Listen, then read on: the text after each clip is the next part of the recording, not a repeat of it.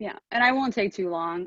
Bill did an awesome job at summarizing everything. I will add, if some of you are working with any agencies or have any projects that you're doing, also like include that in the conversation, because that is one thing we have absolutely learned through this whole process, that there are pockets of interest at different agencies, whether that's HHS has a blockchain that they're working for, like purchasing things. CDC was looking at one to help with like disease things. Obviously the FDA is looking at like supply chain of like food safety and pharmaceuticals. We had a thing, Bill and I had another like roundtable with NASA like folks that they're also doing like different things. So there are staff, not necessarily only us, that work for government that are interested in seeing, you know, because again, we all know this, blockchain is going to solve things. It's already solving things. It's going to allow things to be more, you know, it's good and it's here and this is where we're moving. And there are staffers at different agencies already that have interest. And it would be helpful for us if you guys are working with them to know, because then that's another opportunity for us to potentially prop up money at those different agencies. But I wanted to go back to one of the questions that you asked about like barriers. I think Bill kind of touched on that too. The other thing that we've been seeing, and I'm sure you are all aware of, and our bills have tried to get at that. We have a smart contract bill, and ours was, we had done, I don't know, Bill, I think we've done, what is it, like 5 round tables.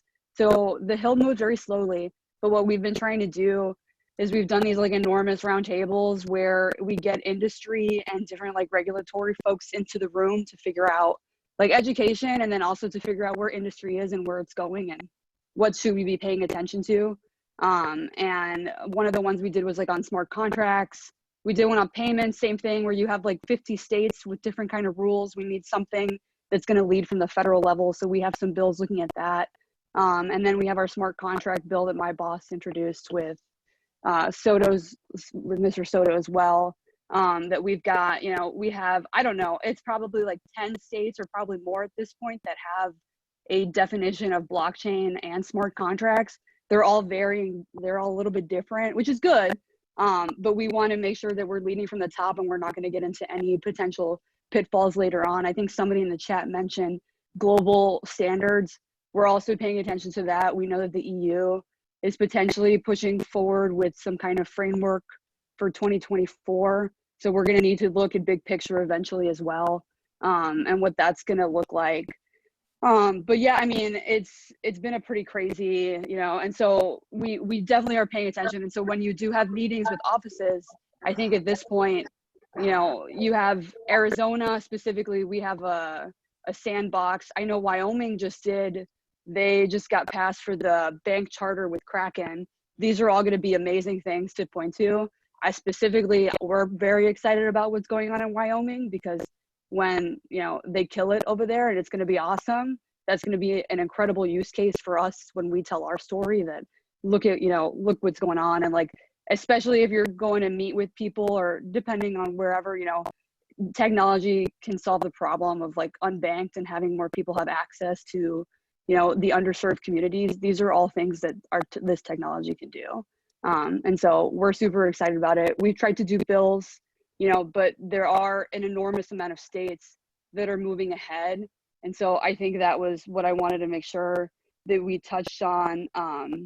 There's already pockets of interest. And so, you know, if we can't help you with grants, I guarantee you there's going to be state legislatures that would be more than excited to have you in the state that can help you get plugged in. So, I mean, I can say that for Arizona specifically, but I mean, look at what's going on in all of these other ones. So that was what I just quickly wanted to touch base, but this has been a great conversation already. And if can I add one more wrinkle to Tiffany's comments? So to the companies and districts, just engage with the staff. A lot of times staff may care, but it's immediate buy-in from the member of Congress if there's a company in their district that does X. So just say, I'm a blockchain company in your state or in your district, and I'd like to know more about what you're doing. because that also accelerates the conversation. We've started to get more of those emails where staffers are reaching out. It's like, hey, we had this company reach out to us saying we're not moving fast enough. Can you give us a little bit more background? So it is a bit of a push-pull dynamic. So if you all can just engage with, even with members that had never heard of it, we're happy to, when we're talking about the budget, that's as into the weeds as most staffers are going to get. So maybe not start there, but even for members that have never talked about it, just say you're in their district, you'd like to know what they're doing, and that's a great launching point, because we need a critical mass before this stuff starts to move.